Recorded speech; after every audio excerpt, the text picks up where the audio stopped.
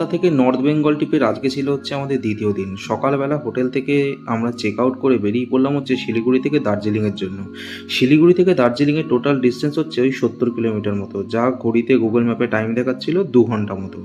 তো আমরা যে রুটটা নিয়েছিলাম সেটা হচ্ছে কার্শিয়াং হয়ে আমরা উঠবো দার্জিলিংয়ের জন্য। এছাড়াও আরও দুটো রুট আছে, একটা হচ্ছে তোমরা সেবক হয়ে যেতে পারো, আর না হলে মিরিক হয়ে যেতে পারো। আমি বলবো এই রুটটা হচ্ছে সব থেকে বেস্ট, কারণ হচ্ছে এতে যেতেও অনেক টাইম কম লাগে। তবে একটাই জিনিস হচ্ছে এই রাস্তায় তোমাদের প্রচুর ট্রেন লাইন তোমাদের ক্রস করতে হবে। শিলিগুড়ি থেকে যখন সকালে আমরা রাইড শুরু করি, শিলিগুড়ি থেকে দার্জিলিং যাওয়ার সময় কিন্তু বেশ গরম লাগছিল, বাট আস্তে আস্তে যখন আমরা পাহাড়ে উঠতে শুরু করলাম বেশ ঠান্ডা হাওয়া এসে কিন্তু গায়ে লাগছিল। পরে আমরা গিয়ে দাঁড়িয়েছিলাম হচ্ছে কার্শিয়াংয়ে। ওখানে গিয়ে আমরা ম্যাগি দিয়ে আমাদের টিফিনটা কমপ্লিট করে তারপরে আমরা এগিয়ে চললাম হচ্ছে দার্জিলিংয়ের জন্য, যেখানে যাওয়ার সময় অলরেডি আমরা টয় ট্রেনের দেখা পেয়ে গেছিলাম। বাট যাওয়ার সময় এতটাই বৃষ্টি স্টার্ট হলো যে আমরা হোটেলটা দেখাতে পারলাম না। তো নেক্সট ভিডিওতে তোমাদের আমরা কোন হোটেল নিলাম সেটা দেখা